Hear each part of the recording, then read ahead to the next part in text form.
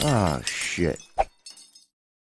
This episode of the BRG podcast has been brought to you by our patrons. Here at BRG, we'd like to thank those patrons who have subscribed and donated.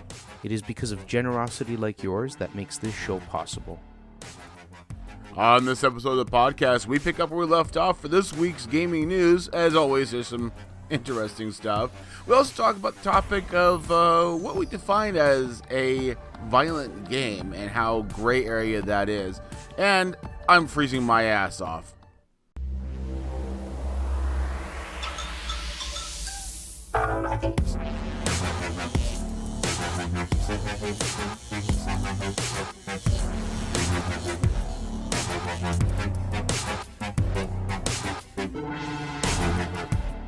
Hey guys, welcome back to another episode of the BRG podcast with your host, WarpedJester. That is me, and of course, my wonderful hairy snow-coned individual to my left. Hi guys, it's Kirrok. How's it going, Kirrok? Excellent. How are you, buddy? I'm cold if you can't tell. Again, I've got my... Yeah, you look like you're cold, man. Yeah, I put my shorts on and went outside today. I'm from California. It's almost freezing, and that's cold enough for me.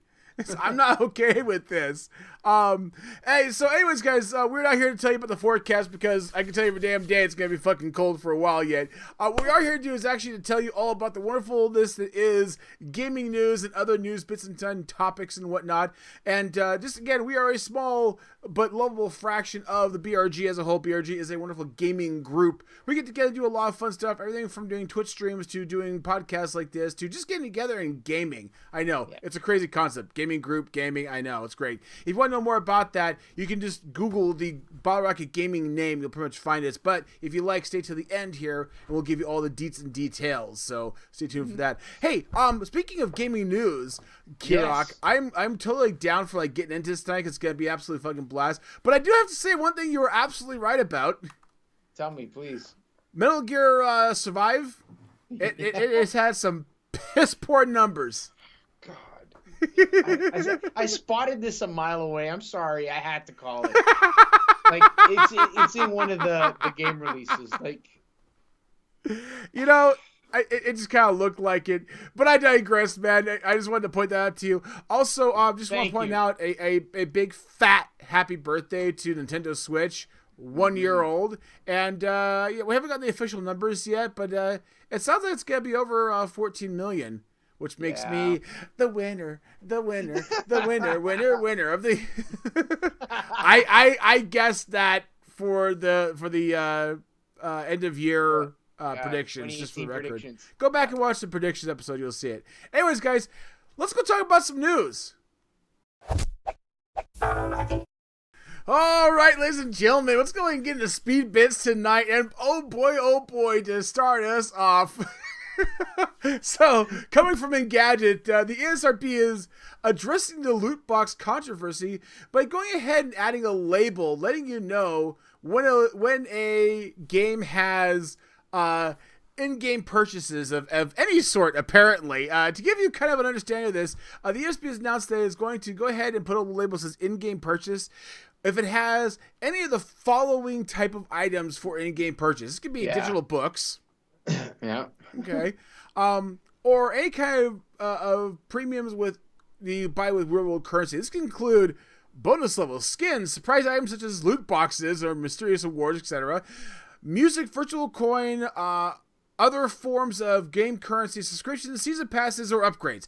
Basically, if your game does anything else outside of the original release that isn't a free update, it's going to qualify for this. So just expect this is going to be like the California, warning may contain items that could be cancerous. It's going to be added to absolutely everything because it might. It's going to be cool. An extra label on the package. All right. Surprise! Outlast now on the Nintendo Switch. This was brought to you by Polygon. So there was no mention at all. And out of the blue, the game Outlast, so it's not an original game. It's been out since 2013. Survival horror is now available on the Nintendo Switch. It is an older game, and since there was no mention whatsoever,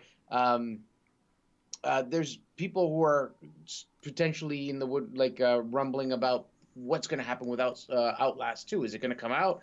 I think it's a great thing because guys like me who haven't played Outlast, if I want to play it, I can get a little more use out of my Switch. So I think it's a great thing. But oh yes, because cool. you know the Switch is so tired already. So thank God there's something for Kirok to do on his Switch now. Actually, fuck the Switch. Let's get back into VR, Kirok, because boy do I have one for you. This is titled "I Tried the Hentai Game with the Unlimited Character Creation, and now I need to find Jesus."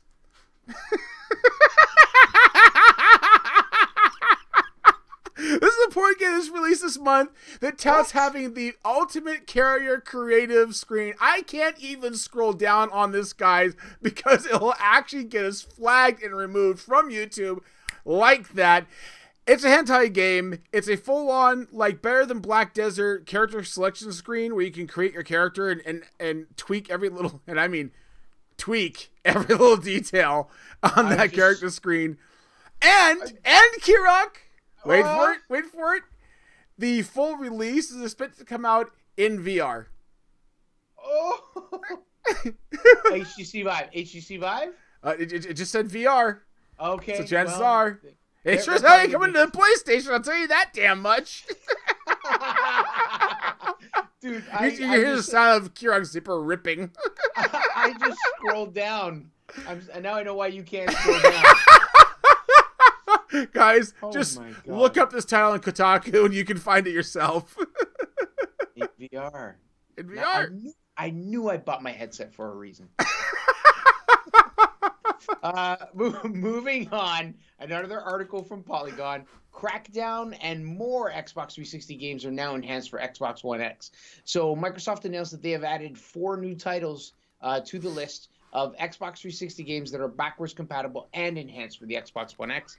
The games are as follows: Crackdown, which is from 2007, Fable Anniversary from 2014, Forza Horizon from 2012, and Witcher 2 Assassins of Kings 2011. I know what I'm downloading. This is pretty cool. I can't wait. Sure. Carrying on with Xbox, then another article from Engadget indicates that finally Xbox One games can be streamed to your Mac. This is fantastic! This means you can actually play games on a Mac! Oh, very funny.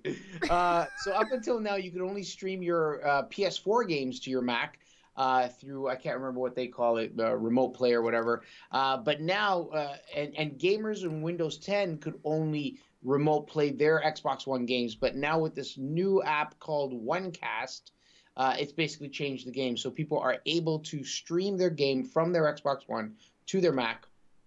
Pretty cool, but I kind of worry about this. I wonder how long Microsoft will be cool with this.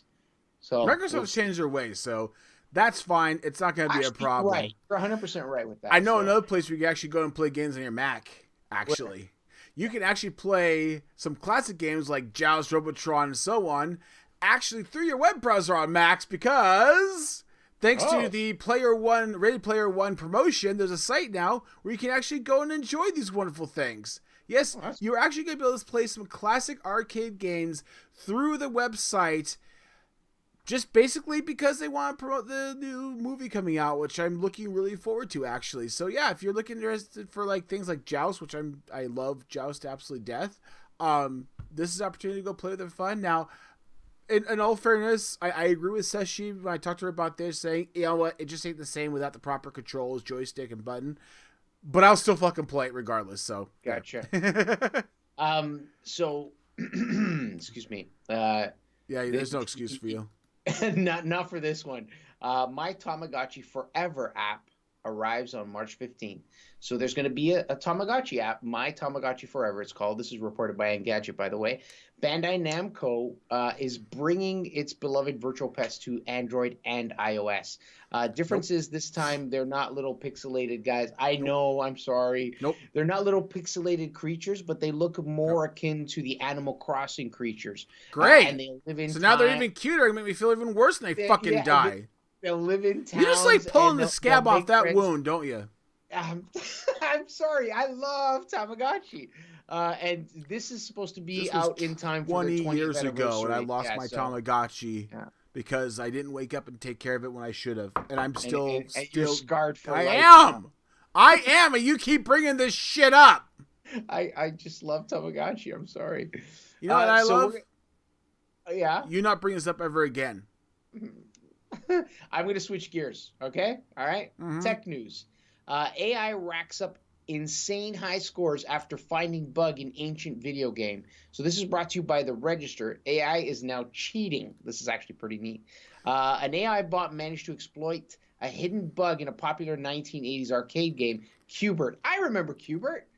Yep. So basically it used this exploit to rack up an impossibly high score after being programmed using evolutionary strategy algorithms. It uses ES instead of other algorithms, which is instead of basically a rewards based return, this is an evolutionary stare thing. And basically what it allowed it to do is figure this out right here, which is once you beat the level, you're supposed to hit a button to go to the next level. And it went, nah, fuck this shit. It started bouncing all over the place as they started flashing. And you just see the fucking score skyrocket. I barely remember this game. I maybe played it twice on the actual arcade cabinets. Maybe twice, ever. Yep. But there you go. Wow. That's AI awesome. learns to cheat. Yeah. We're all fucking doomed. Just for the record. Just saying. Switching gears into media, guys. Hey, we got some news about that wonderful guy, Logan Paul. So he got suspended from YouTube, or got demonetized, suspension from monetization from YouTube for pulling the stupid shit that he has. But of course, YouTube, being a corporation, wants to make money. That's already ended after just 2 weeks of hand slapping. They are running ads against his content again. Yeah. Yeah. Exactly. Now, to be fair, he still is under a 90-day probation, which prevents him from showing up on recommended lists, and it still puts him in the category as not suitable for recommendations. But that said, the guy's got 4.5 million followers, so I'm not really sure how badly that's really going to impact him for the next, couple of months that he's banned from that aspect about it. And I wouldn't be surprised they kind of slipped him back in there without anybody knowing anyway. So just saying, wow. Yeah, YouTube for, letting the almighty dollar dictate rules. Yeah. Anyways, guys, one last one for you. And oh my God, where do I begin? Let's see here. So the White House says that Trump will be meeting with members of the video game industry next week, to, of course, talk about violence in video games and all this other stuff. Now, this falls in the wake of the Florida shooter that killed 17 in school. Here's the thing. They said, and I quote, he'll also be meeting with members of the video game industry to see what they can do on the front as well, says White House Press Secretary Sarah Huckabee, who's a stupid bitch. But anyways, the issue here, and this is citing the ESA, the Entertainment Software Association. The Entertainment Software Association and our member companies have not received any invitations from the White House or from Trump.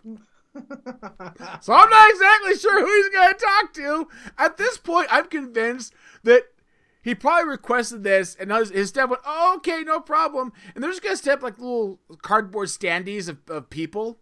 And he's going to walk in there and just think he's meeting with people. And of course, you walk out of there thinking he's just like totally dumbfounded with his logic. They thought I was great. They thought they were speechless. I was so wonderful. They don't even know what to say. Oh my God. Anyways, so yeah, there you go. Trump's gonna solve all of our problems, and that's gonna wrap up the speed bits. We're gonna go ahead and get moving on to game releases. Be right back. Okay, guys. Welcome back to another Bottle Rocket Gaming game releases with me, Kirrok. All right, guys, let's jump in. All right, guys, your first game is on March 6th. It is called Bravo Team. This is for the PSVR exclusively. It is a first-person shooter, multiplayer for that matter. This is developed by the studio Supermassive Games. These are the same guys that brought you the game The Impatient, and this game looks to be a lot of fun, especially online with your buddies. It looks amazing. The actual game looks pretty good for a VR game, and it also supports the PSVR aim controller, so it'll give you that extra sense of immersion because you're really holding a gun in real life. Yet again, another reason for me to get a PSVR. And your next game is also on March 6th, and it is Final Fantasy 15 Windows Edition for the PC only. This is a role-playing game. Even though this kind of game is not my cup of tea, I have to admit the cutscenes look pretty damn impressive. The game is a release for PC, and it is basically released with an upgraded engine called the Luminous Studio Engine, which has support for 4K, and that's, I think, the big thing here. It's also worth mentioning that the game is also being released for the consoles, but they call this same edition the Royal Edition. Still, not my thing. And your next game on March 7th is Northgard. This is the full release of the game, guys. It's for PC only. It is an RTS, or real-time strategy / simulator. I've had my eye on this game for quite a while on Steam. It's been in early access for a bit. Now the game is finally out full-fledged. The game is exceptionally good looking in a clean, cartoony sort of way. And I've actually watched Hamnisu, one of the Project Singularity and Bottle Rocket Gaming members, play the game through, and he recommends it wholeheartedly for people who love this kind of genre. I certainly get it myself. I just need more time to play. And your last game on March 8th is Warhammer Vermintide for the PC. This is an action game. Now, this is the second chapter in the Warhammer Vermintide saga, and even though it's a PC release only, it is expected to eventually make its way over to the consoles, only no dates were mentioned. It's a gritty co-op multiplayer game where you and 3 of your friends can combat against massive, brutal NPCs. The game has got some really sweet eye candy, but I gotta say, for myself, it's probably one of those games that would only hold me engaged for a short period. And who knows, it might be different for you. And that's it, boys and girls. We've come to the end of another game releases. Man, this was a nice one. Short, sweet, had some pretty good games in there. Thank you all for joining me. I really appreciate it, and I will see you again next time. Bye for now. All right, ladies and gents and boys and girls of all ages, let's go ahead and talk about tonight's main topic, which tonight's topic is actually going to be about a judge who ordered a kid to stop playing violent video games. Oh, this is going to be an interesting. Now, hold on, wait. Before you hit pause or stop, before you flip away, this is not just another conversation about, oh my God, violent video games make kids violent. This is not that. I actually want to focus on what this judge is doing, and then kind of talk about that, because on the surface, this is a quick speed bite in terms of what happened, but it has a lot of implications beyond that I want to talk about. So what happened? So first of all, what happened is a kid in near Detroit, on a Snapchat, basically said something to the effect of, everybody needs to shut up about these school shootings, or I'm going to do one. Right. Needless to say, that didn't go over very well. Somebody reported him. Authorities came and picked him up, and thrown into the juvie system. The judge reviewed his case and basically said 2 basic things here. 1, forfeit your phone to your parents, because you're not going to be doing Snapchat anymore. And 2, you don't get to play any more violent video games. So basically, one of the quotes he said was, go ahead and play Mario Kart. You can do that. So that's what happened. The judge basically said, you lose your phone for cutting out the stupidity. violent video games. Yeah. You don't get the violent video games. So, yeah, there you go. That's it. That's all there is to it, and we're done, right, Kirok? Yeah, that's it. I mean, he didn't say anything about violent TV shows, did he? No, actually, there was nothing mentioned about that whatsoever. It's violent video games specifically. Here's the thing, man. Okay, so first of all, again, I'm not going to get into the whole tired-ass topic about the fact that violent video games have not had any link whatsoever to violent tendencies other than the mentally disturbed, which can be swayed by almost anything. What I do want to focus on is how he expects to define violent video games. A violent video game, yeah. Because he didn't say anything in the whole conversation. So this is where we get into kind of an ugly territory. So, for example, Kirok, I'm actually gonna put you into these shoes, being the violent Canadian that you are. you make a dumbass comment and you just got banned from playing any violent video games. So how much of your library do you have to give up? My library? Yep. My library has a lot of what you would consider violence, but then, okay. So I have a lot of first-person shooter games. Okay. Okay. So and they range from realistic to kiddish. Okay, but let's talk about that. Like, okay, so would you like I wouldn't consider. See, they're shooting in it, but I wouldn't consider Paladins a violent video game. Oh, but you're killing people. But I'm still killing people. But there's no blood. You see blood but you're come killing at it? people. And I'm still using. Excuse me, sorry. I'm still using what look like guns or in the shape of guns. Yep. Shooting projectiles. To You're pew-pewing people. Digital virtual characters. Yep. So we're gonna say right off the top here, for your entire Steam library and physical library, anything they have that has a situation where you're shooting somebody, is out the window. Okay. Yes. Yeah, so and that's a good portion of the games. I wouldn't say a big portion. So Mafia, because I do like puzzle. Yeah, Mafia, BioShock Infinite. What else? I should actually pull it up and take a look. I do have Paladins. I don't have Overwatch. I have Call of Duty on the Xbox. But like, I do have also a whole bunch of games that are puzzle games, a bunch of games that are story-based games. And some of those deal with more mature subjects that would be more, like, even more uncomfortable, in my opinion. But I think, I don't know if he's just lumping all games like that right into violence. Well, here's the thing. So, I mean, the obvious games like Grand Theft Auto, Mafia, those kind of things. Actually. Yeah. Those are a big deal because obviously they're violent. You're beating people, you're shooting people, things like that. Yeah. So okay, those are no-goes. So absolutely. But now guns kind of get associated to violence. Now, right. The NRA just like what? I feel a disturbance in the force. Somebody said guns and violence go together. No. Yes, I'm a liberal. No. Guns and violence frequently go together. They don't. I can prove they don't. You know why? Because I have this amazing video game, and it puts me immersed into it in VR, and it is hand grenades, hot dogs, hand grenades, and horseshoes. And to that point, my friend, so is that a violent game? No, it is not. In Why? no way is that a violent game. You are firing a gun. I am firing a gun at targets, inanimate objects. Targets that are silhouettes of human beings? Are there silhouettes of human beings? There is a difference between a piece of paper that has a silhouette of a human being really? And an actual flesh. Are you sure about person. that? Because I watched thing on Fox News that said we went from basic, circular targets back in World War I. Are we having our first argument? Oh, I'm just pointing it out, man. You say hot dogs, horseshoes, and hand grenades isn't a violent game. No, it isn't. What about Mario?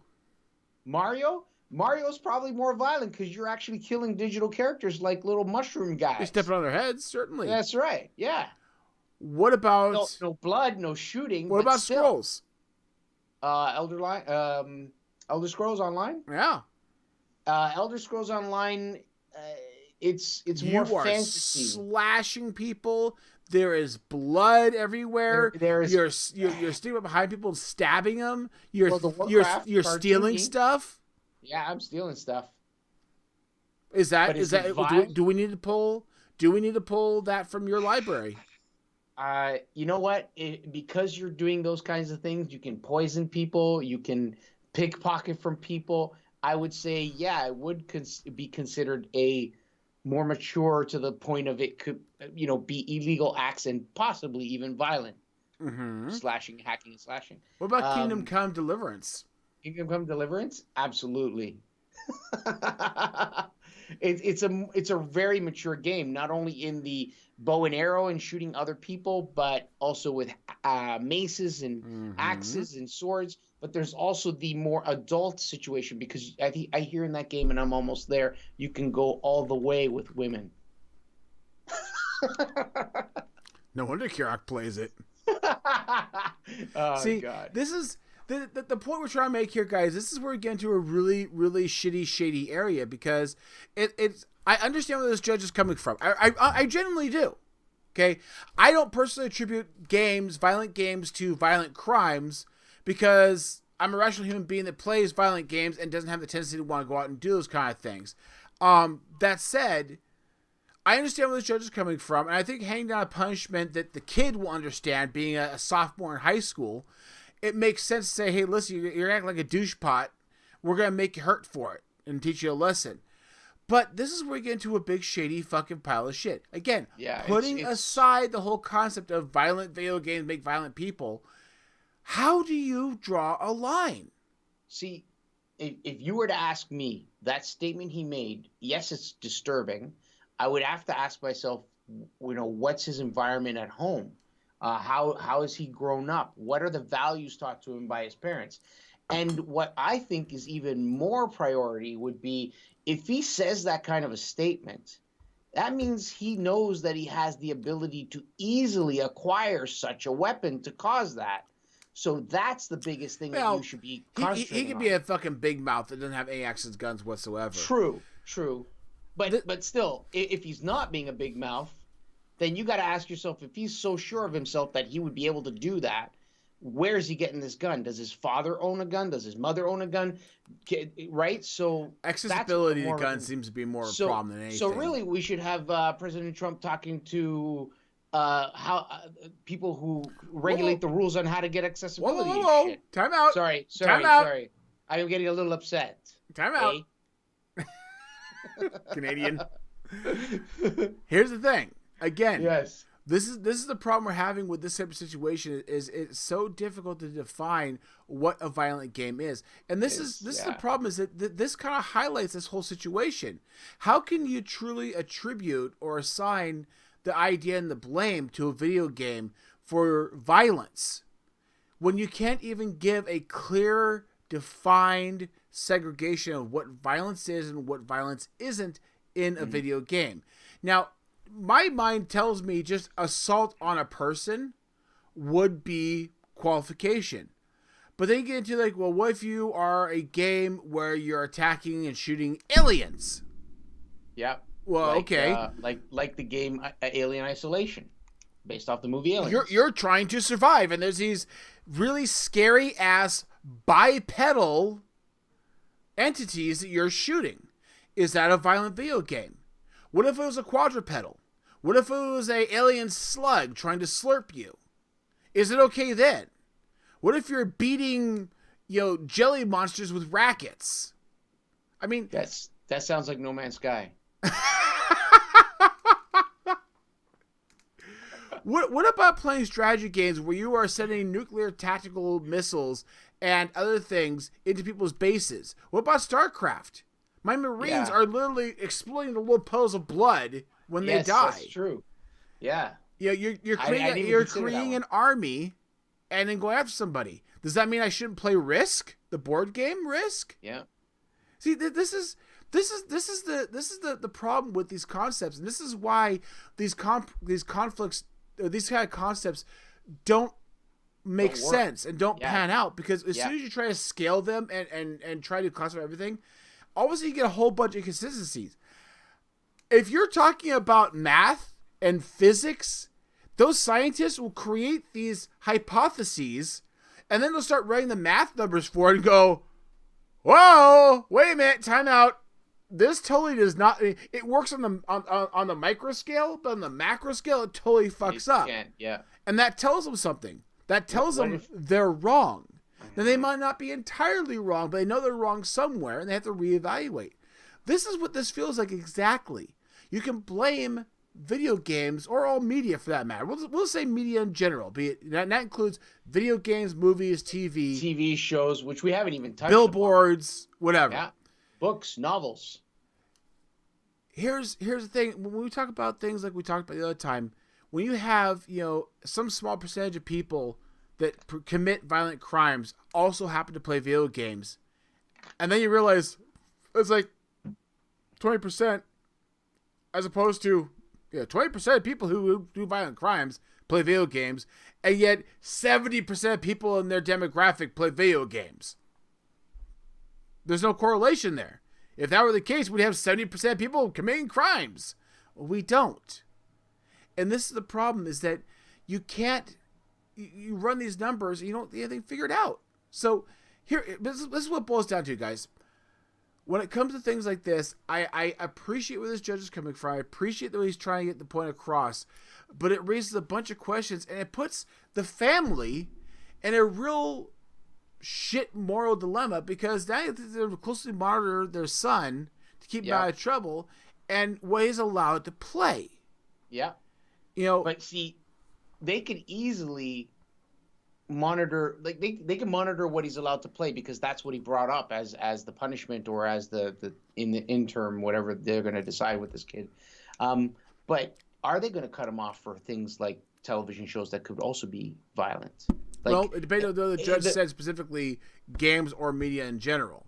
I'm just focused on the game aspects. Exactly. That's what I heard about. I didn't see anything in the write-up. I didn't go and look up the actual court document to read all the details there. I read what was in the article here, and they didn't mention anything about that. So I don't know.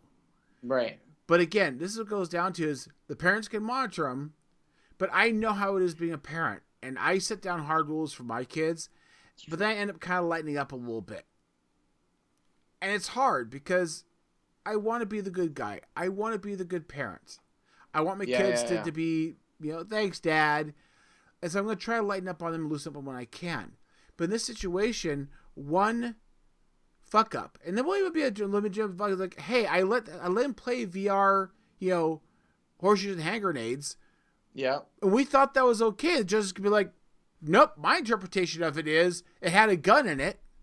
He was throwing grenades and blowing up the ground, and that's violence. And therefore, you're in trouble. And there's your first strike. You can't. I don't think that classifies it. Because if you say that about a VR video game that has just targets and guns, then you're basically saying the same thing about actual legal gun owners who are going to proper facilities where they can fire their weapons, and they're very responsible. You're saying that's violent too. Yeah, the difference is that's what they're what holding it would be. real guns.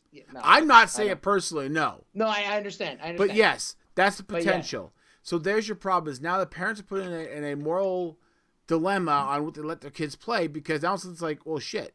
So one of two things is going to happen to them. Either they're going to push the line and chance bad things, or they're going to really ratchet down on him, and he's going to have absolutely nothing going for him. Which, I mean, if anybody's going to be dumb enough to open his big mouth and say something stupid like this, he really kind of deserves it. But my point, guys, is this is a really, really moral gray area. And again, this is what people really think hard about the whole situation with blaming games in general, because this is the kind of things that can come up. So I want to get everybody's opinion on this. I definitely want to get feedback on this topic. And it's kind of, do you have a interpretation of what is a violent video game versus not? Is it, damage towards a bipedal, or the fact that you're using a gun or weapon, or is it the fact that you're jumping on heads and squishing people flat? I don't know. What do you define as violent? Yeah, Minecraft, man. You have swords. You have zombies. Punch the crap out of pigs to kill them. Yeah. Tell you, horrible, horrible game. Falling into lava and burning alive, and you don't die instantly in Minecraft. No, it isn't like you jumped in lava and died. You see, you go People square off at each other. Teams of 10 against 10. Yep. And they've set up traps and kill each other. Exactly. So, anyways, guys, give us your thoughts and opinions on this. I'd be curious to know. And again, I want to keep the topic to your interpretation of what would be considered a violent game. If you have some idea of your kind of take on how you define that, if you had to keep your kids away from violent games, let me know. Be able to comment down in the show notes below. And while you're there, tell me I'm wrong about something. Tell Kirrok he's wrong for being Canadian.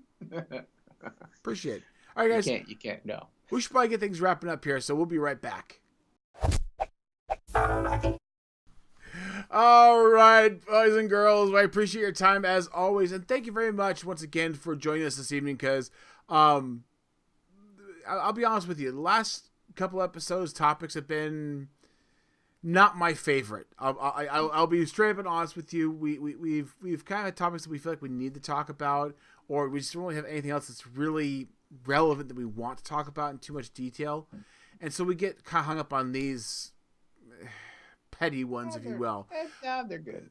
But nonetheless, we are going to be having some more interesting topics coming up in the future here. We're actually again doing some meeting stuff about some big stuff coming up in the future of the podcast. So we'll look forward to that. We'll tell you more about it once we actually know what the fuck we're doing. But for now, we're going to wrap things up. So I want to say goodnight to you guys. I do appreciate it. Of course, I want to go ahead and give Kirok his 5 minutes of fame. So actually, due to budget cuts, we're going to have to cut down to about 2 minutes. Kirok, I apologize. YouTube channel. I'm starting to see the format change. I think Kirok got dumped from monetization. I did. I got dumped. He's not cool enough dropped anymore. Me like a hot potato. Yeah, Nope. until he wasn't. You guys were not watching enough hours of his content, and it's all because of you guys that he's no longer monetized. So just feel ashamed, ashamed for that. I'm not sweating it. I'm not sweating it because the reason the whole channel's even up there is because I have fun doing it. I love the editing. I love the recording. I love the gaming. Why and am I doing the editing for this podcast? I hate editing. He loves. Anyways, I digress. Nonetheless, spring break. My brother-in-law, people. Anyways, guys, if you haven't already, definitely go over to Kirok's YouTube channel, KirrokCraft, and just look him up. He's got a lot of archive stuff from his Twitch channel, which you can also go to. And again, if you haven't been over there yet, definitely make sure you head over to twitch.tv/KirrokCraft. Check out his content there. What have you been doing lately, Kirok? I've been playing Kingdom Come Deliverance, and that game, let me tell you, is amazing. He just likes it because he can get laid. No. No. There's two ways to do that in the game. One is to pay for it, and the other is to actually court someone. But unfortunately, Kirok always ends up having to pay for it. I have already. Anyways, no, hang on. The game is great, but and there's a high learning curve with combat and fighting. But I'm getting better each time I play it, and it's fun. It's a really good game. You get hours just go by in it, and I don't even realize. So, anyways, yeah. Sounds like a proper game right there. Yeah, I like it. And just a quick touch base. Of course, you are part of Project Singularity. How is everybody doing? It's fine.